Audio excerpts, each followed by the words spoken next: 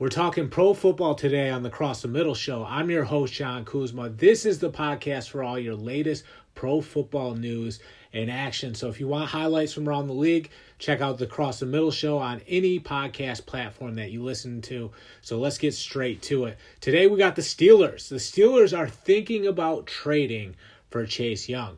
I think right now the Steelers would be smart to trade for Chase Young. I think, the setback that he had this past year at the beginning of the season, mainly because he tore his ACL in the past, I think that's the only thing that is really holding Chase Young back. But I chalk that up more to the injury than a lack of talent. Some people think, Chase Young isn't going to live up to the hype. I completely disagree with that. I think Chase Young is going to be an overwhelming defender that is breathing down quarterbacks' necks for a long time in the National Football League. So I completely disagree that Chase Young is a bust. I think he's actually a tremendous player, just had the ACL tear, and I expect him to bounce back and be the player that, he truly is. Chase Young is a guy that when he's on the field, that defense goes to a different level because he is the alpha dog. He's the guy leading the charge and setting the tone. When he's healthy, he's always going to be that guy. So, yeah, he came back last year at the end of the season, and he was a little stiff. You could tell he was still working off some of the rust. You could tell he wasn't that fluid yet. He was just, eager to get back on the field and maybe rushing it just a little bit, just because he's seen a lot of the season go by. He wanted to get back out there. He was anxious. So he comes back as soon as possible. And at the beginning, he's still adjusting to, playing after coming back from a torn ACL. So it's really about trusting your body at that point. You have to be confident in yourself to plant and run in whatever direction you need to do. And if you're kind of, at 50% confidence or, 25% confidence where you're not very confident at all at planning on that bad ACL, that can cause you to hesitate. And we know if you hesitate on the football field, that can lead to injuries. It can put you in bad spots. It's going to have you playing very bad football. Well, Chase Young comes back a little rusty at the beginning when he comes back in his movements, but you can still tell that he's a really, really good football player. He can get off blocks. He's instinctive. He always flows in the right direction just because his instincts are so good. And when you have a player like that, you have someone that is, essentially a game changer for that defense. That's what Chase Young is. I mean, this guy is capable of taking over football games. That's how physically dominant he can be at times. I think we all know that. It's just, him getting back up to speed. He's a bigger guy. So when you have an ACL injury and you're this big guy, he moves really well for how big he is. But, when you are dealing with an ACL injury and you're putting all that body weight on, maybe, it's not an ACL anymore, but you could still say it's a little tweaked in some ways because it's still not, he's probably around 90, 95%, but it's still not 100%. And last year when he came back, I would say he was around 85%. By the end of the year, he was around 90%. Well, now he's about 95%, but he's still not 100%. I do think Chase Young eventually does become 100% heading into this season. I think by week 1, he will be 100% recovered now, which is a good thing for him because he's going to be more fluid. He's going to be Chase Young again. That's the biggest thing with him.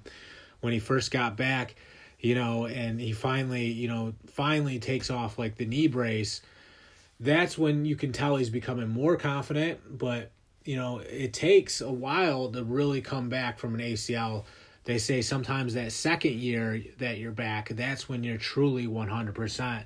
So this will be the second year that Chase Young is back from the ACL, so he truly will be 100%. Then, like I said, you're going to see Chase Young that just completely takes over football games.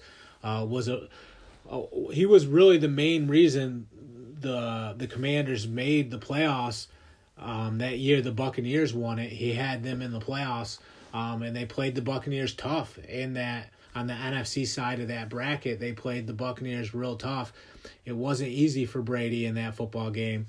And remember, they were still lacking a lot of weapons on offense. It was just because that defense had a lot of great players.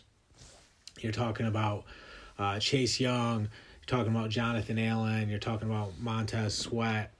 Guys that, can get after it. And when you have a front seven with all that talent, you already know what that translates into. It translates into a lot of pressure on the quarterback. It translates into the pocket collapsing very early. It translates into plays spilling out on the perimeter, which is low percentage plays for the offense, because once you spill out on the perimeter, you're trying to adjust on the fly and maybe, throw on the run. Those aren't high percentage plays. You really want to be in the backfield, in the pocket, under something that you designed, opposed to having Chase Young come at you. You spill the play to the outside. Now you're on the run trying to throw. A lot of times those plays don't work for the offense. That's what Chase Young does. He makes the play spill out wide because he's getting there so quick that you can't run inside. The play spills out wide, whether it's the running back or the quarterback getting flushed out of the pocket. And then now the percentages are really tipped in the Commanders' favor because the other team is trying to adjust on the fly and make something out of nothing, and usually it doesn't work out in their favor. So that's the Chase Young effect in a nutshell. Just a really good player, great off the edge, can do it all, but also can overpower too. You could just see it even when his knee was still a little stiff. You could see how powerful the guy is, man. And once he gets his movement back all the way, it's a wrap. You already know it's a wrap just because you could still see it in game one that he came back after an ACL injury. And yeah, he's in practice celebrating being back, but you could tell he was still working his way back in game shape. Game shape is a different type of shape. When everybody's been practicing every single day for 3-4 months, that's a different type of game shape because you're firing so fast. Your quick twitch muscles are firing so fast. You're responding so fast. Your pursuit is relentless at that point. So those things, all the practice that Chase Young is going to get in now that he's healthy, those things are going to take his game to that next level too. Just because, reps equal you being at the top of your game. That's how you get better. You lean on the reps and you do everything you can to just make sure that, you're staying sharp and putting yourself in a position to succeed. You do that through reps and practice. So that's how I feel about the Chase Young situation. Now, for the Steelers, they should definitely make a trade for Chase Young, even if they have to pay a first-round pick, because that first-round pick is going to be just like the Minkah Fitzpatrick trade was for the Steelers. Basically, they're giving up their first-round pick, but they're getting a big-time talent. And when you have Chase Young next to TJ Watt and you have him next to Cam Hayward, what's that going to do for your defense? That defense is going to be terrifying. It's going to be back to, the old day Steelers. Obviously no one's ever going to be the steel curtain again, but when you have a defense that has those three players on the defensive front, what happens? Well, just like we said earlier, pocket collapses, plays get flushed out wide, the pursuit is relentless, there's no pocket at all with those three guys. It's just collapsing immediately. So the quarterback is, when he does get a throw off, he's taking a shot, and those are high percentage interception plays. The chance of those plays getting intercepted, or those passes getting intercepted, I should say, are extremely high because he's throwing under duress. I think that would be huge for the Steelers. I think that's the move that gets the Steelers back in the hunt. I think that's when you'll see the Steelers be a playoff team again. I think Chase Young, it's worth betting on his talent and betting on his potential. I think by collaborating with TJ Watt and Cam Hayward, it takes all their games to a place we've never seen before, to the point where they're all just so dominant that This defense is just suffocating week in and week out. No one can do anything against it, especially with Mike Tomlin fine-tuning that defense. We already know how it's going to go. He's going to get that secondary right.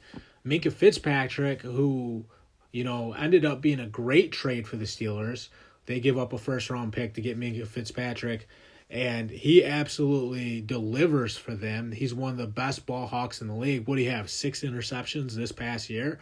I mean, the guy can see the field and read the quarterback like one of the best players in the league. That's just the truth. He's one of the best safeties in the league, especially when it comes to breaking on passes and jumping routes. He does that better than just about anybody.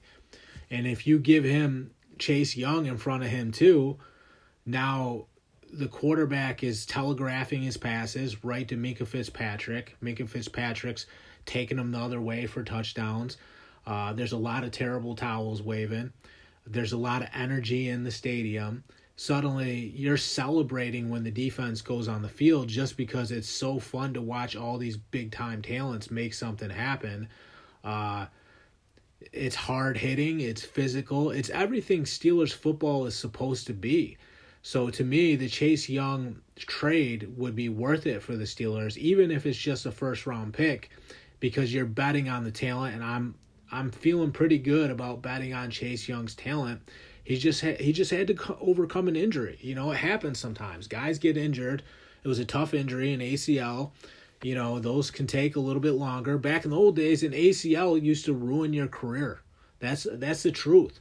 But now because of the advances in medicine and because the doctors are so good, you can come back in a year from an ACL. Back in the old days, that was the end of your career. So I'm definitely not writing off Chase Young. I think it's a good bet for the Steelers to bet on Chase Young's talent. I'm all for that trade, whether it's a first-round pick and a fifth-round pick. Do it. If you're the Steelers, do it because Chase Young is worth it. Don't write him off. Don't get too ahead of yourself. Don't think that his best days are already in the rearview mirror. If you're doing those things, stop. You are making a big mistake. I promise you that. Chase Young can still play. Not only that, he's going to play at probably a Pro Bowl level for a very long time, and the Steelers could use that right about now. That's all I got for today. I'm John Kuzma. Thank you for checking out the Across the Middle show. I'm signing off.